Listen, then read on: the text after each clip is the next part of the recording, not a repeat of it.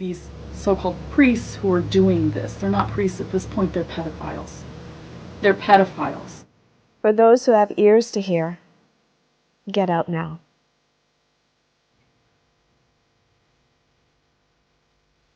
Get out now. The most powerful SSPX authority in the U.S. today has covered up sex abuse.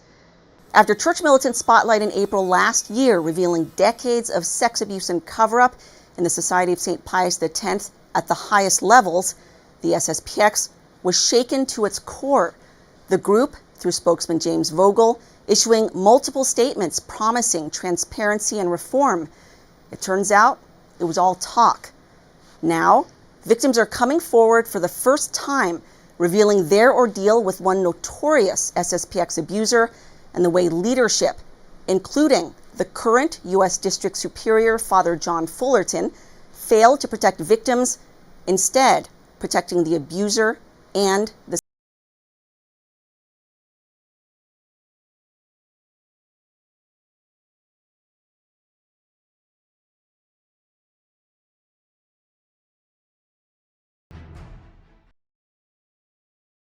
systematic cover-up by senior church officials in Pennsylvania.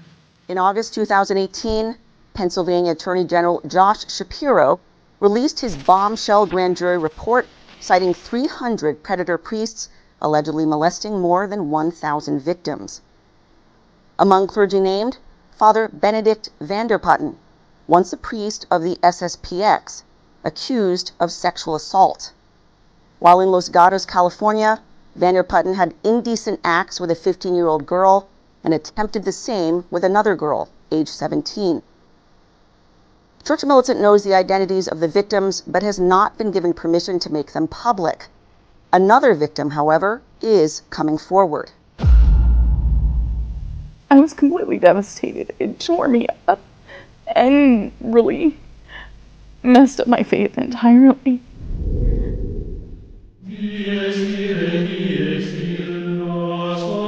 Luann Manwaring was a naive 18-year-old when she first met Vanderputten during a retreat in Los Gatos in 1994. He offered her a teaching job, and so she returned the next year to be a teacher. Oh, I thought he was a saint. To me, he was a saint. I had never met someone who loved God so much. He would, encouraged us to go to compline in the evenings. He encouraged us to be there for the benedictions and overnight adorations, and I because of him, I went to all of those things. So there was no reason for you to suspect anything about him? No. As a matter of fact, it was the last thing that ever crossed my mind, or would have ever. If anybody had ever said anything, I would have been the first to say, "There's no way. There's no way." A native of Missouri, Vanderputten graduated from the SSPX's St. Thomas Aquinas Seminary and was ordained in 1992. Later going on to serve in Los Gatos in 1995, a small town just south of San Jose, about 20 minutes from the coast. In charge of the secluded St. Aloysius Gonzaga Retreat Center, nestled in the forested hills of Los Gatos, he led retreats for youth, including adolescent boys and girls. During retreats, Luann would stay in a cabin on the retreat center grounds, and so was frequently in contact with Vanderputten. He became her spiritual director, told her she had a religious vocation, and spoke with her frequently, in person and on the phone. At one point, he had said, I thought I heard him say, "I love you," when he was hanging up the phone. And I thought, okay, I misheard that. So I blew it off. And then the second time after that, he called and we were talking and he said, "I love you" again. And I was like, bye. Hung up. I just was very uncomfortable with. How old were you at that time? I was 19 at that time.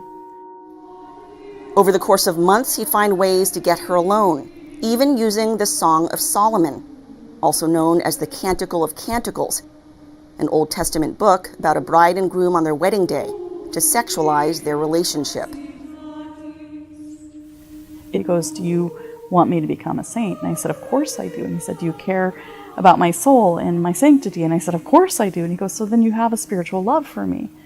And so from that time, he'd always say that, and I was more accepting of it because it was, I had taken it the wrong way. He tried to spiritualize it. It was spiritualizing it. He would also ask inappropriate questions. He goes, so I have an awkward question to ask you, but I feel that, we're close enough as friends, and I can trust you to help me answer it without taking it the wrong way. And so I asked him, or I said, okay, so, what is it? And he said, well, how do women feel about blowjobs and giving blowjobs to their husband? And I was like, Did he use that language? he used that language. He asked, and I was like, well, I don't know what that is. So he had to explain it to me, and I was like, well, I couldn't answer that. One night, the power went out in a nearby home where Luann was staying. Vanderputten offered to put her up in the schoolhouse, steps from the priory, where she could use the cot in the bathroom. She wasn't expecting what would happen next. That night I was taking a shower. I could have sworn I locked that door into the bathroom, but I'm in the middle of taking a shower, and the next thing I know, the shower curtain comes back, and he's standing there. And I grabbed the shower curtain, and I started to scream, and he goes, Luann, it's not at all what you're thinking. It's not at all. You're fine. It's fine. It's not a bad thing. It's God's beauty. It's God's, it's just a human body. So telling me I was overreacting. Essentially, I told him if he didn't get out, I was going to scream louder. He played it all off as a misunderstanding, left the room, and she eventually went to the office, locking herself in and falling asleep. At some point, I wake up to the light coming on, and he was standing there in his cassock. Only the cassock was open. He was fully erect right in front of my face. So his erect penis was right in front of your face. Yeah.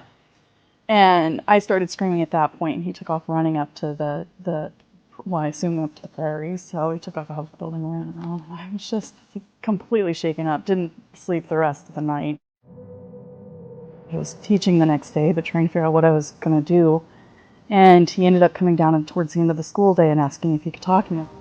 This time, the priest told the young, trusting Luann, who looked up to the priest as a holy man, she was puritanical, immature, and not ready for love.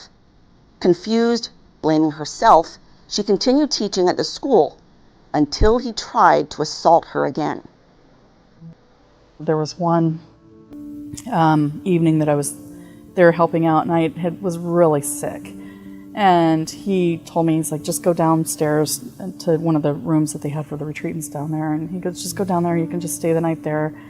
He had given me a hot toddy to drink, and I think it had a lot of alcohol in it. And I never really drank alcohol, so I was pretty, it knocked me out pretty. And the next thing I know, I wake up to him in the room, and again, he's in a cassock and it's undone, and he's trying to get me to touch him. And is he nude again? He has this erect penis again in your face. So I didn't know what to do. So at that point, I just played up the alcohol in the thing, which I didn't even drink half of it, but I was just really uncomfortable and just acted like I was out of it, and just closed my eyes and acted like I was asleep and really couldn't wake up. After this attempted assault, she reported him to Father Timothy Pfeiffer, whom she met on retreat in Connecticut, who spoke with Vanderputten and the district superior at the time, Father Peter Scott. Vanderputten confirmed the sexual advances, but instead of disciplining him, Scott and Pfeiffer took Vanderputten's side, blaming her for being an occasion of sin for the priest. So I was essentially told that I couldn't go back to the retreat center, could no longer teach there. I could only go back. So it was you. Did anything happen to him? Nothing happened to him. No, he remained there. He continued being stationed there, running the priory and the retreat. In touch with girls and everything? Yes. Luann eventually left Los Gatos in 1998, moving to Michigan and attending St. Joseph's Church in Armada, where SSPX priest Father John Fullerton was assigned. During that time, she found out Father Vanderputten was being allowed to lead a girls' pilgrimage to Europe. Luann was stunned, considering his past sexual misconduct, and greatly feared for her former students, especially when she found out the sleeping arrangements would separate the adult mothers from the teen girls. And I went and I found the rector of the parish, because I was just shaken. And Who I'm was like, that at the time? Father John Fullerton. Father John Fullerton was U.S. District Superior after this. After that. And now he's the current U.S. District Superior. Yes, yeah. At the time though, he was the rector in Michigan, in Richmond, Michigan. And I talked to him. I asked him if I could.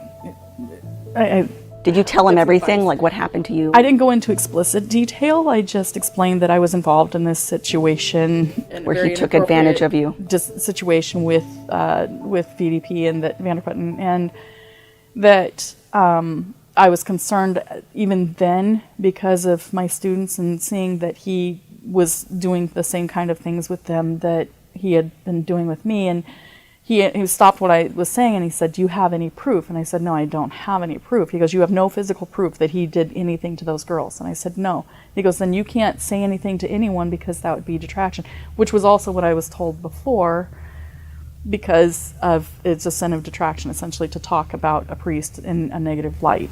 So just to get this straight, because I've heard this so many times from so many different victims who tried to go public. So what Father John Fullerton said to you is you cannot warn these girls because it would be the mortal sin of detraction. Yes. The same excuse has been used by other SSPX clergy. As we highlighted in our April 2020 spotlight, it's the same reasoning several priests in St. Mary's, Kansas offered when whistleblower Kyle White wanted to go to police about parishioner Peter Palmieri, who had been raping his own daughter. He said not to turn Palmieri in, and that if I was to speak about it, I would be committing a mortal sin for ruining his good name.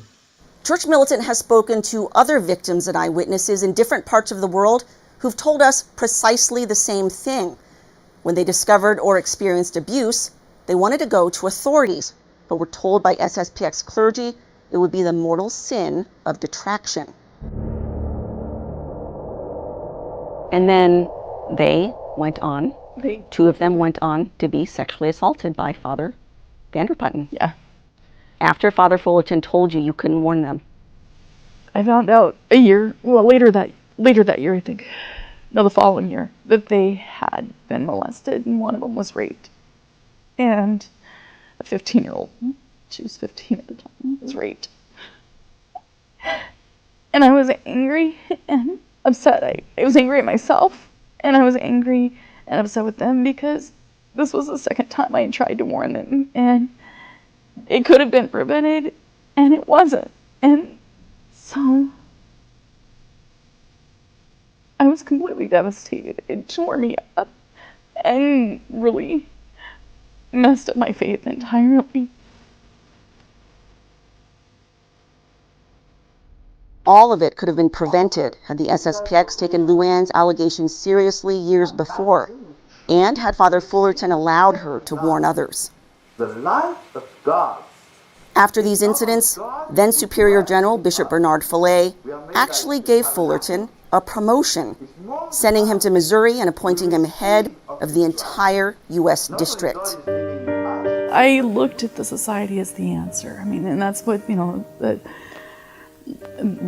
were told, essentially. They are the only remnant of the traditional faith, and essentially, they're all that's left and that are holding true. And with that happening and with them protecting that and protecting him and seemingly more worried about their name than protecting these girls and protecting young, innocent children, it just destroyed me, honestly. My faith was out the window. Fullerton served in America for several years before being transferred to a post overseas, recently returning to the U.S. to once again take up the mantle of U.S. District Superior. My role is to take care of the priests, to make sure that we're using the priests properly. He arrived last fall after the previous scandal-ridden superior, Father Jürgen Wegner, under criminal investigation for sex abuse cover-up, transferred to Austria.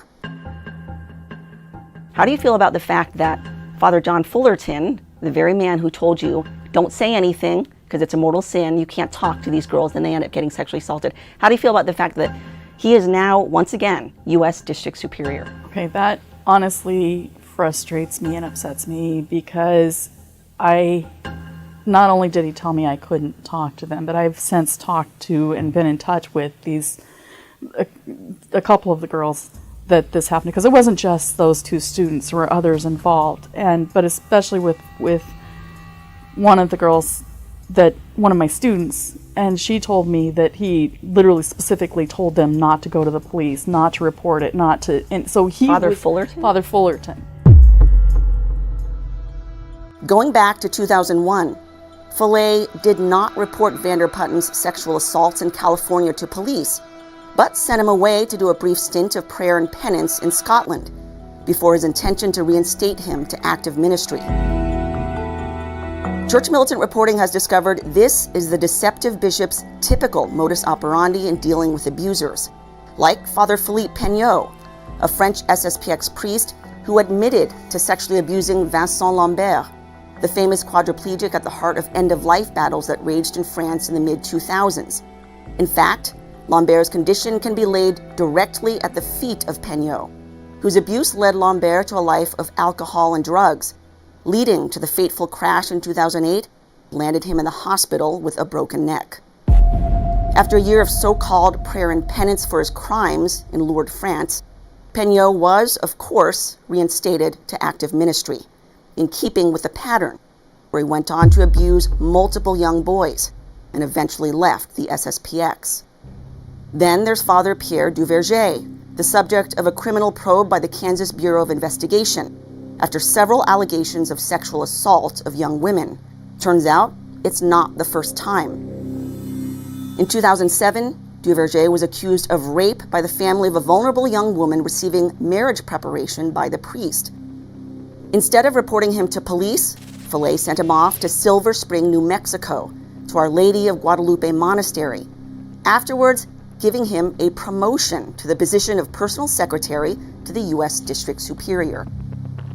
Duverger ministers freely to this day at St. Thomas More Priory near Orlando, Florida.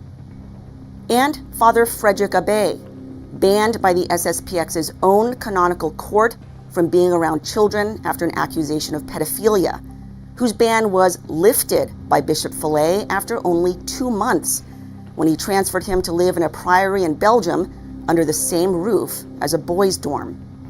Of course, he used his access to boys to sexually abuse them, some as young as age 6.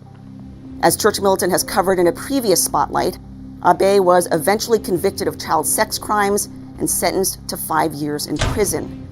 It was only after our report aired revealing he'd been roaming freely in Switzerland that he was apprehended last year and extradited to Belgium to serve out his sentence. And then there's Father Christophe Juanel, sentenced to 19 years in French prison for the rape and torture of female teachers at an SSPX school. He used scissors, knitting needles, and a broom handle to torture his victims.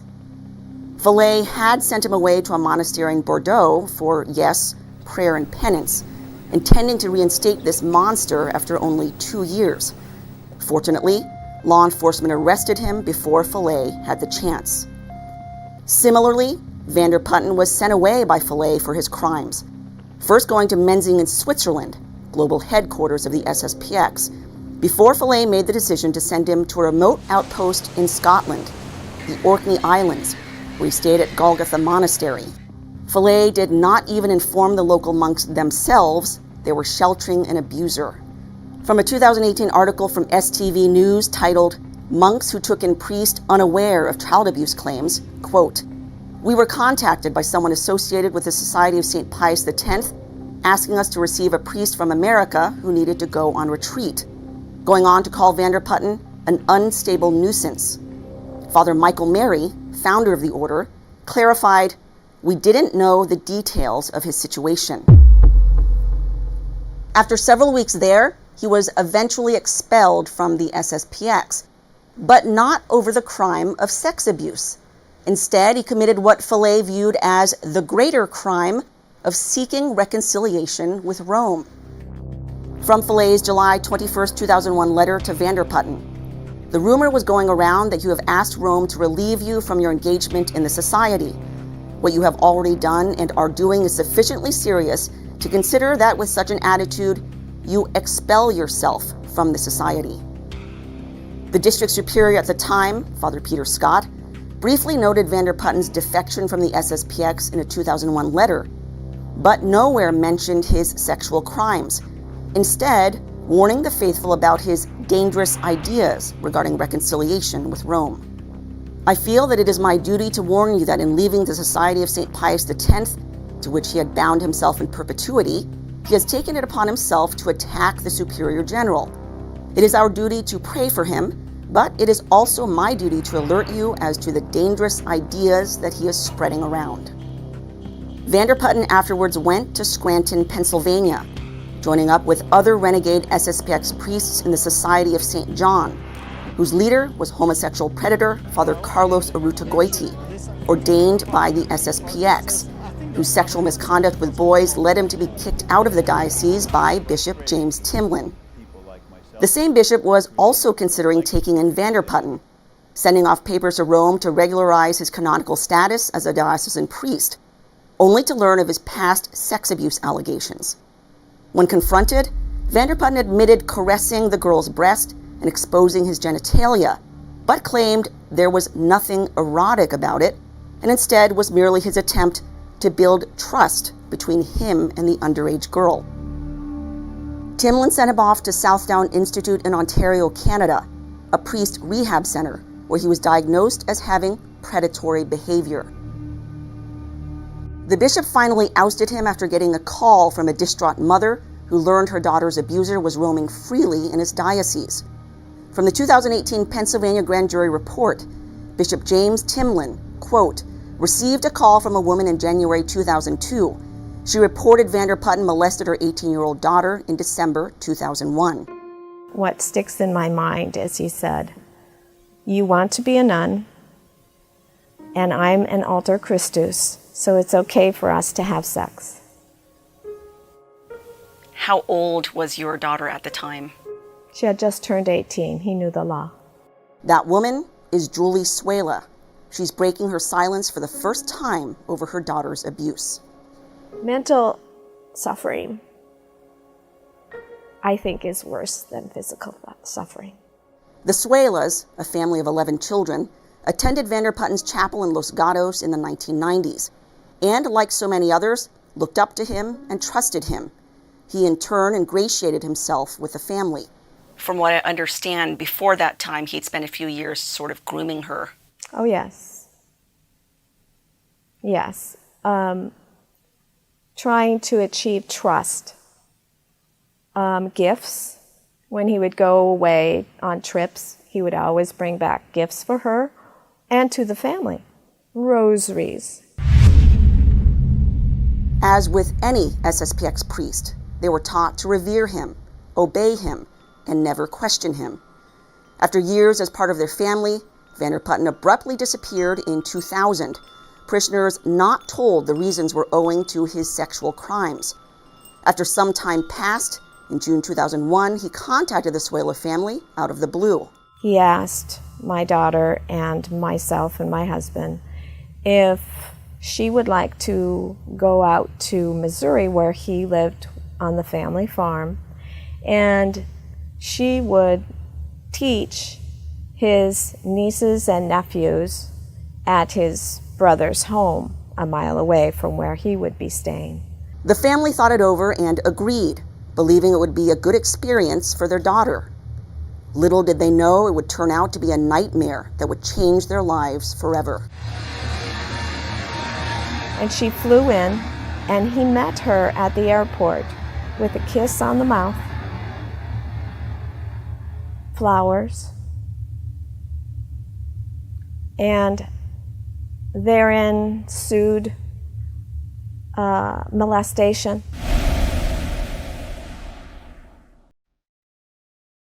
Staying at a home in Fairplay, Missouri, Julie's daughter slept in a room with a separate entrance from the outside. It was this door Vanderputten used to sneak into her room while she was sleeping.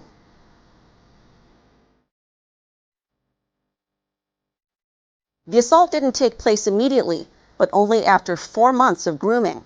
The priest, again using the Song of Solomon to sexualize their so-called love, getting her alone, hugging and kissing her, preying on her youth and vulnerability, convincing her he was in love with her. The final assault involved coming into her room at night through the side door, unclothing her and trying to penetrate her. But she stopped him and refused to allow it to continue.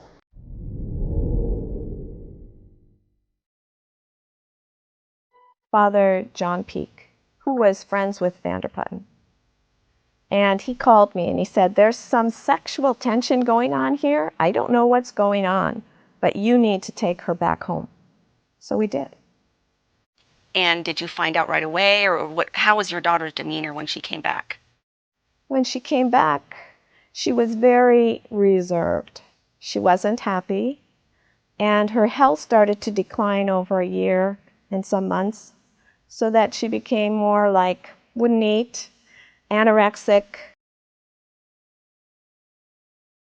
It was only a year and a half later that she finally opened up to her father and mother.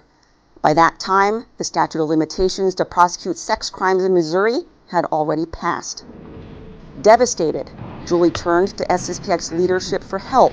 Today is the third Sunday after Epiphany. First to the SSPX priest assigned to Los Gatos after Vander Putten had left. I went to Father Daniel Cooper, and he said, I will not testify against a brother priest. So Father Daniel Cooper was unwilling to help you. Right. She then turned to the highest SSPX authority in the U.S. I went to Father Peter Scott, who was the district superior then. He said, I'll take care of it, but don't tell anyone, because that's a sin, a mortal sin of detraction. So the U.S. District Superior at the time, Father Peter Scott, told you not to tell anybody else about the sex abuse that Father Benedict Vander Putten had perpetrated on your daughter, saying that it would be a mortal sin of detraction. That is correct. The SSPX initially appeared to take the attitude that Vander Putten was no longer their responsibility, washing their hands clean of him, with little care as to whether this sexual predator might find other victims now that he was let loose into wider society. Some years later, Julie's family discovered Vander Putten was still acting as a priest, giving a retreat at a nearby parish, and they confronted him. My husband and my son, Peter, went down there, and they stood up in front of the congregation, and my husband said, well, Vander Putten was giving the retreat, said, I know what you did to my daughter. So he said that in front of everybody. Yes. Wow. When my husband said this, he molested my daughter sexually. People started screaming. And someone called the police. So did Father Vander Putten say anything in response? His response was, I'm sorry. That's like an admission. Correct. Julie spent years writing to various church officials and even to Rome, informing them of Vander Putten's whereabouts, the fact that he was still ministering as a priest and misleading others, begging them to put a stop to this predator. As we noted, it was her call to the Scranton Diocese that got the priest kicked out of Pennsylvania, and it was her letters to the Vatican that eventually got him laicized in 2005 under Pope Benedict, after more than a dozen years as an SSPX priest. SSPX Global Headquarters in Menzingen lauds itself for reporting Vander Putten to Rome when they learned he was still ministering as a priest, but it was too little, too late. The damage had already been done. Damage that could have been prevented had the SSPX acted sooner. How does it make you feel to know that this man has never faced justice? You know, he always said, there's consequences to our actions. He always preached that. And that's what I would say to him. You have not suffered the consequences of your actions. We are not revealing the identity of Julie's daughter out of respect for her privacy, but we've spoken directly with her and have confirmed all the details of her abuse. We've also spoken with other young women, grooming victims of Vander Putten, who revealed his modus operandi was always the same: singling them out for attention, showing affection, getting them alone, using the Song of Solomon to sexualize their love. Father Fullerton just did a little interview when he became U.S. District Superior again a few months ago. They specifically asked him about sex abuse, and he said, "We take sex abuse very seriously." If he takes it so seriously, then they need to be addressing these situations and not covering them up. They're not protecting the innocent. That is their responsibility as priests, as Catholics, is to protect the innocent. They're not protecting the innocent. They're protecting these priests and they're protecting themselves. I'd like to say to Father Fullerton specifically, he knew about me. He knew about these girls. He knows about these other priests. If he is truly a man of integrity, a priest of integrity, who truly believes in his faith and truly wants to protect the innocent, then he would protect the innocent and do what is right and not continue to cover up what is happening. As to Vander Putten, after he was laicized, he moved to Hawaii and married a 16-year-old girl with whom he had 4 children. It appears they eventually divorced, and he moved to Shawnee, Oklahoma, just east of Oklahoma City, where he lives today. Not only am I doing this for my daughter and all the girls that have been molested, but I'm doing it for his daughters. Are you worried for his daughters? Very. My mother's heart. Church Militant contacted Father Fullerton and Father Scott for comment, asking, among other things, if they believe they bear some responsibility for Vander Putten's crimes. In spite of promises from spokesman James Vogel that they'd respond within 2 weeks, we received no answers from the priests, even though we gave them more than 2 weeks. Church Militant also contacted Benedict Vander Putten, asking him to address the allegations. He also failed to respond. As to Julie, she has strong opinions about the SSPX's blame in the matter. Absolutely, they bear responsibility, and they shirked it. They acted like it was the girl's fault. That attitude carried over to the SSPX community Julie had been a part of for 12 years, her friends abandoning her after she reported her daughter's abuse, another common theme Church Militant had discovered in multiple cases. To me, they quit talking to me. They would look at me and make a face. They ignored me. It was terrible. I went through mental agony over that, on top of the mental anguish of what happened to my daughter.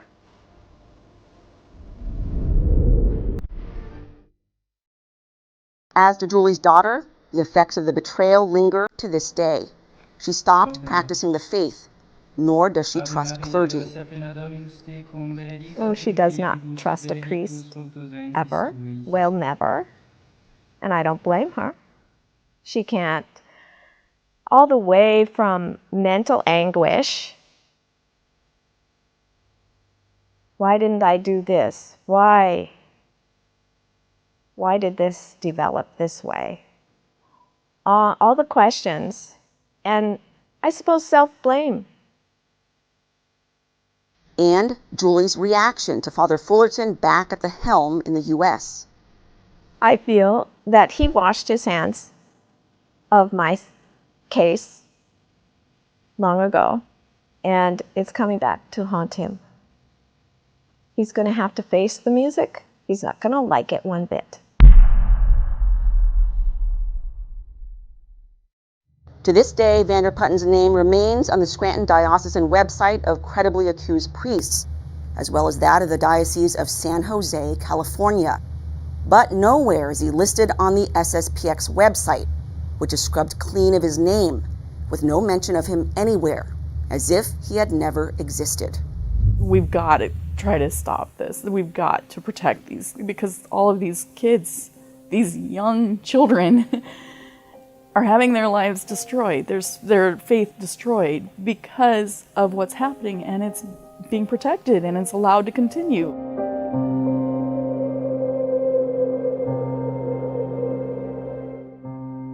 It's a study in contrasts, The so-called Vatican II Church showing greater accountability for abuser clergy, while the SSPX remains silent, striking out his name in the hopes the public never finds out they once formed and harbored a predator, one of many.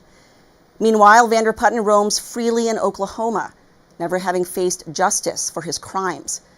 And one of his protectors, Father Fullerton, who silenced whistleblowers and victims, is now back at his post as the most powerful SSPX authority in the U.S., in charge of the many souls here who continue to blindly trust and look up to him and other clergy they believe are beyond reproach. In spite of all the talk about transparency and reform, it's clear it's back to business as usual for the SSPX. Christine Niles, Church Militant,